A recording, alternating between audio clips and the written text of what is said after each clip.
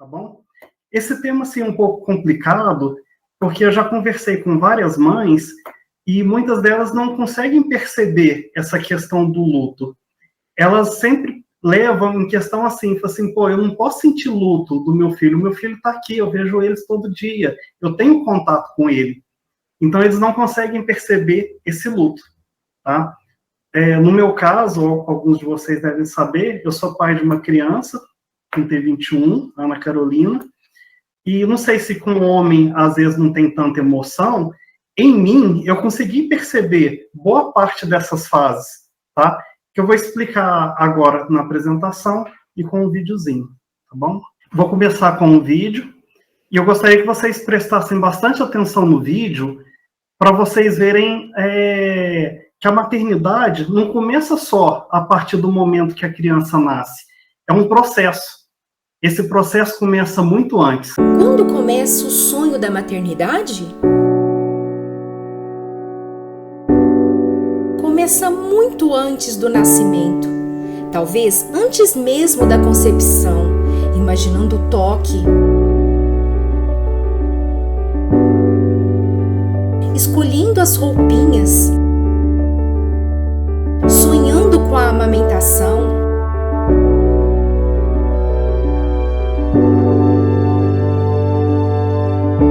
brincando no colo, no parquinho, fazendo bolhas de sabão, indo para a escola, sendo parecida com você nos mínimos detalhes, imaginando qual curso fará na faculdade, pensando até sobre os relacionamentos. Mas de repente algo muda e os sonhos não são mais os mesmos. O que era alegria passa a ser choro, inércia da criança. Seria um luto? Parece que é o fim do sonho. Luto não da criança real que acabou de nascer, mas da criança idealizada que se foi. Quem acolherá essa mãe?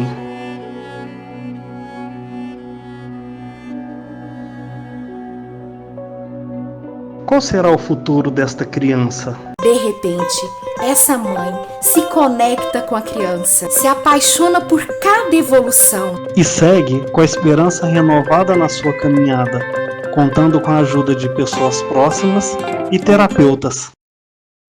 Bom, pessoal, como eu disse, o processo da maternidade começa muito antes do parto, tá?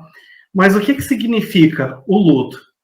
Em geral, o luto vem do latim, luto, e significa um sentimento de profunda tristeza e pesar pela morte de alguém. É o que muitas mães sentem, falando, não, meu filho está vivo, não é isso. E só que na psicologia tem um significado a mais. Processo emocional de vivenciar a ausência e o vazio causado por uma perda. Geralmente é associado à angústia da perda de algum ente ou pessoa que morreu, mas também vivenciamos o luto em outros tipos de perda. Essa é a que eu gostaria que vocês guardassem. Outros tipos de perda.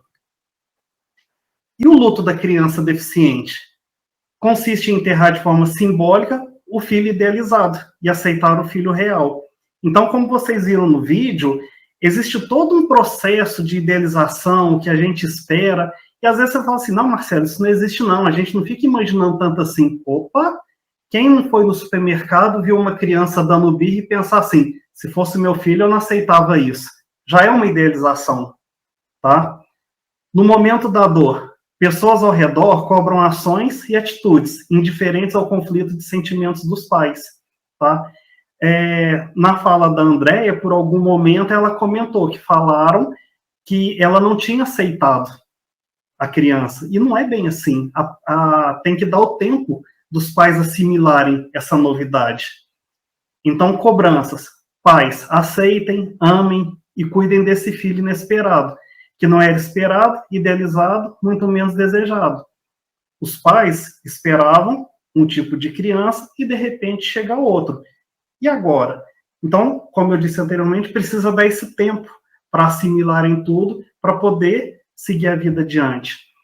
Só que nisso acontecem os julgamentos também. os pais não amam, aceitam esse filho, ou não estavam preparados para serem pais, ou as duas coisas.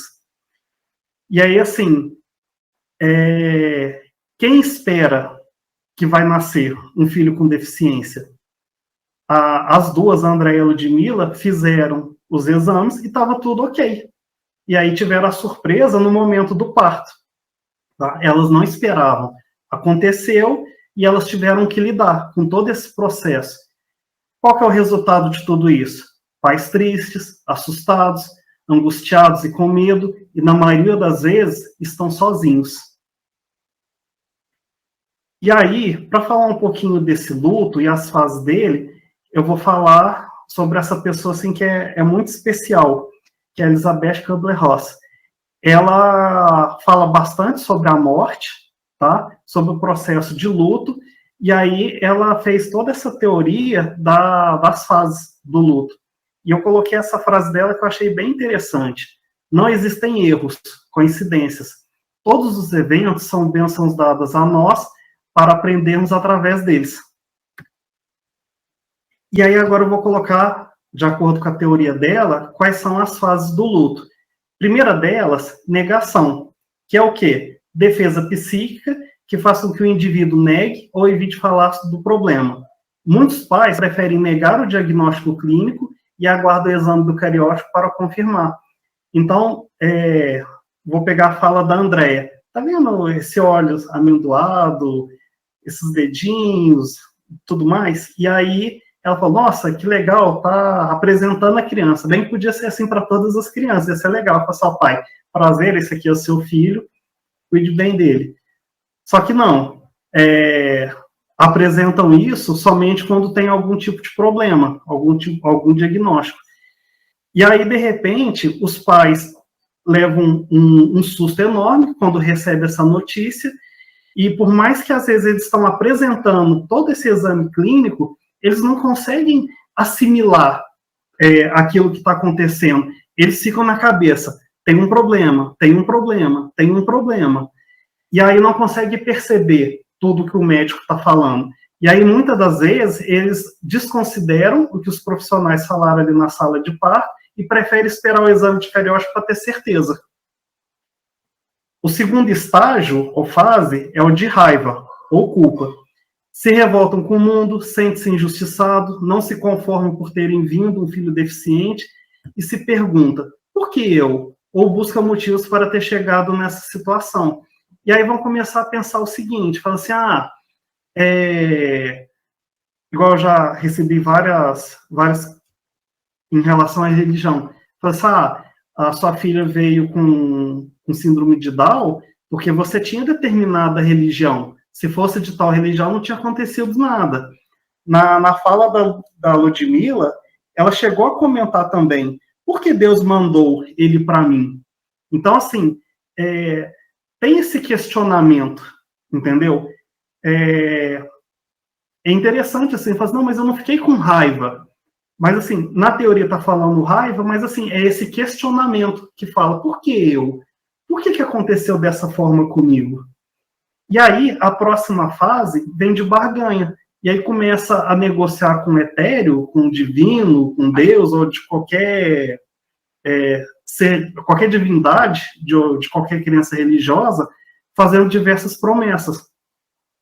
Foi muito engraçado que no nascimento da Ana, uns amigos nossos falaram assim, vai na minha igreja, porque de acordo com o dirigente desse lugar, ele era um ex-Down e ele se curou porque estava na igreja. E era assim, a gente pensa assim, meu Deus, como que pode isso, né? Mas aí, assim, de repente outra pessoa falou, não, eu vou aceitar isso, porque talvez a coisa muda de situação. Eu li um artigo certa vez de uma mãe que falava assim, que ela tentava tudo que aparecia para ela, porque se de repente ela não fizesse, ela ia ficar pensando, assim, nossa, por que eu não fiz? Podia ter dado certo, tá? Então, assim, é essa barganha, é tentar fazer essa troca. A fase seguinte é a de depressão, período introspectivo, em que a pessoa se sente impotente diante da situação, tá? É o que a Ludmila comentou em algum momento. falou assim, eu comecei a pesquisar para ver o que eu podia fazer, e chegou um momento que eu não queria saber de mais nada, eu não estava bem. E aí ela se sentiu impotente e preferiu dar uma pausa de tudo. Até que chegou o momento da aceitação, momento em que sai da introspecção, consegue enxergar a realidade como realmente é, deixando para trás o filho idealizado e dedicando-se ao filho real. Então, como vocês podem perceber, às vezes vai alternando, às vezes você passa de fase, volta em alguma delas, tá? Mas, assim, normalmente esse é o processo.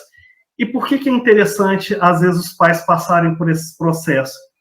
Porque, às vezes, muitas das vezes, não cicatrizam as feridas.